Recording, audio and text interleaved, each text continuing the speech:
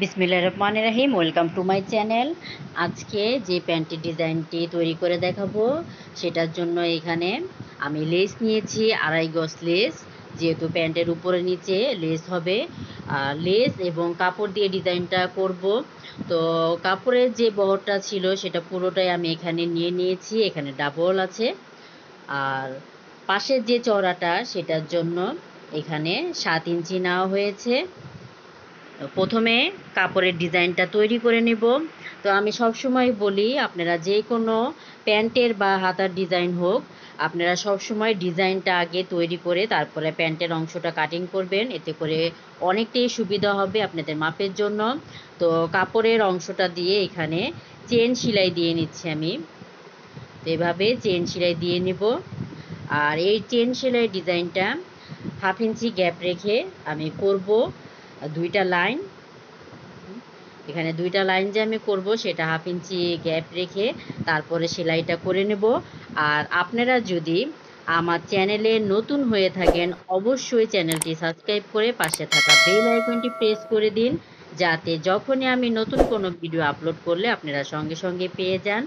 তো আমি এখানে 1/2 ইঞ্চি গ্যাপে 2টা চেন সেলাই দিয়ে নিয়েছি।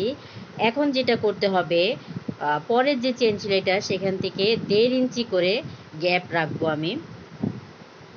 তো 1.5 ইঞ্চি করে আরেকটা চেন সেলাই দিয়ে নিচ্ছি। তো 2টা করে চেন সেলাই হবে 1/2 ইঞ্চি গ্যাপে। আর মাঝে চওড়া একটা গ্যাপ থাকবে, সেটা 1.5 ইঞ্চি। তো আমি 1.5 ইঞ্চি গ্যাপ দিয়ে আবারও 1/2 ইঞ্চি গ্যাপে 2টা চেন সেলাই দিয়ে নিচ্ছি। তো এইভাবে পুরোটা কাপড় আমি চেন সেলাই তৈরি করে নিব। কাপড়ের ডিজাইনটা এইভাবেই তৈরি হয়ে যাবে। তো আমার এখানে পুরোটা চেন সেলাই করা হয়ে গেছে। আর এখানে আমার প্যান্টের 2টা পায়ে আমি একইভাবে করে নিয়েছি।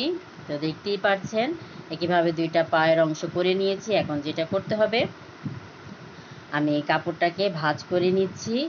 আর সব সময় প্যান্টের ডিজাইন যেটা আপনাদের সুবিধা হবে করলে, তো 2টা পায়ের ডিজাইনই একসাথে সেলাই এবং কাটিং করার চেষ্টা করবেন, তো করে অনেকটাই সুবিধা হবে।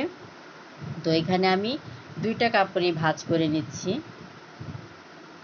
ডিজাইনটা কাটিংয়ের জন্য। এখন যেটা করতে হবে, এই ডিজাইনটা আমি যেভাবে তৈরি করব, এখানে প্যান্টের অংশটা আমার লম্বার অনুযায়ী পুরোটা আমি নিয়ে নিয়েছি।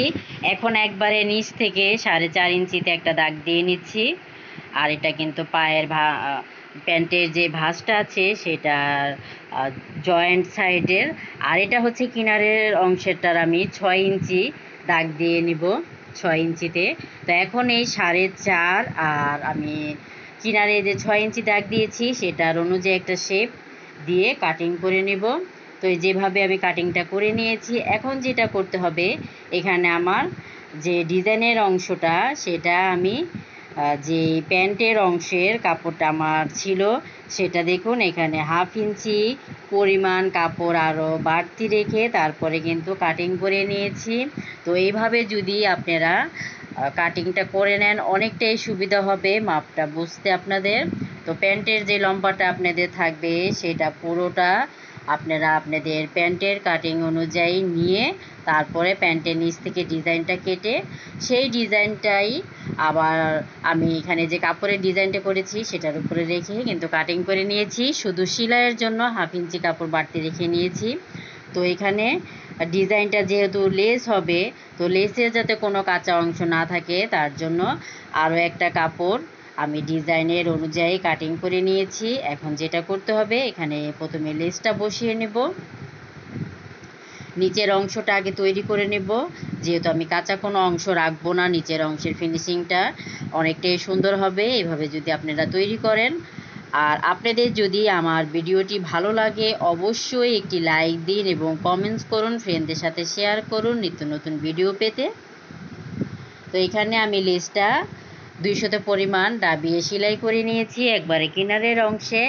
এখন যে এক্সট্রা কাপড়টা কাটিং করে নিয়েছি সেটাও আমি উল্টা সাইডে, এখন যেহেতু লেসটা সিধা পাটে বসানো হয়েছে, উল্টা সাইডে যে সেলাইটা আছে আমার সেই সেলাইটার উপরেই আরেকটা সেলাই দিয়ে নিচ্ছি। আর এইভাবে যদি সেলাইটা করেন লেসটা সেলাই এক সমান মাপে হবে। তো এখানে আবার সিধা পাটে এখন নিয়ে নিচ্ছি। আমার লেসের বাড়তি যে অংশটা ছিল সেটা কিন্তু খুব সুন্দরভাবে ভিতরের অংশে চলে গিয়েছে। এখন উপরে একটা চাপ সিলি দিয়ে নিব।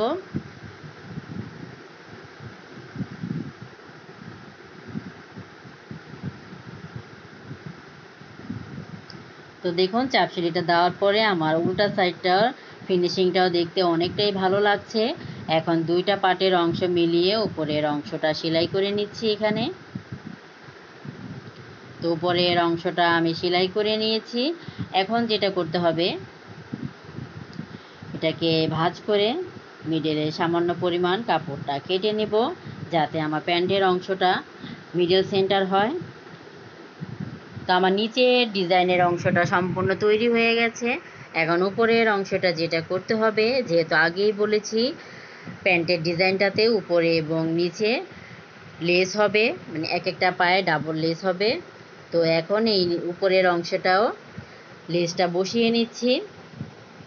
200 পরিমাণ কাপড় বাড়তি রেখে লেসটাকে বসিয়ে নিচ্ছি।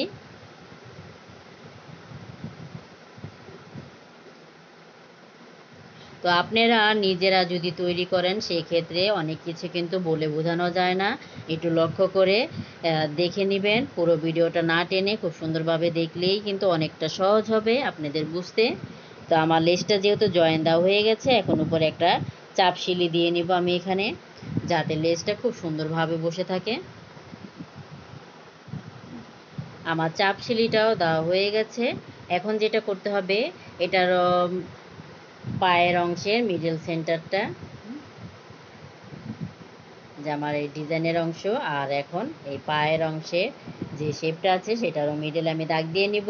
যেহেতু একটা অংশ আমার কাটাই আছে, আর একটা অংশের উপরে দাগ দিয়ে নিয়ে এখন এটাকে উপরে চাপ সিলি দিয়ে বসিয়ে নিতে হবে। তো এইভাবে যদি আপনারা আপনাদের লম্বা অনুযায়ী প্রথমে প্যান্টের অংশটা কাটিং করে তারপরে ডিজাইনটা যদি করেন, মাপের আর কোনো সমস্যা হবে না। আলাদাভাবে করতে গেলে মাপের অনেকটাই সমস্যা হবে। তো অনেকটাই সহজভাবে বুঝিয়ে দেওয়ার চেষ্টা করেছি, তারপরেও আপনারা নিজেরা যদি সেলাই করেন একটু লক্ষ্য করে দেখে নিতে হবে। আমার পায়ের পুরো ডিজাইনটা কিন্তু এখানে তৈরি হয়ে গেছে, আর দেখতেই পাচ্ছেন অনেকটাই অসাধারণ লাগছে। এখানে আমি কাপড় এবং লেস দিয়ে ডিজাইনটা তৈরি করেছি সম্পূর্ণ এক কালারের ভিতরে। আর এতক্ষণ ভিডিওটির পাশে থাকার জন্য ধন্যবাদ।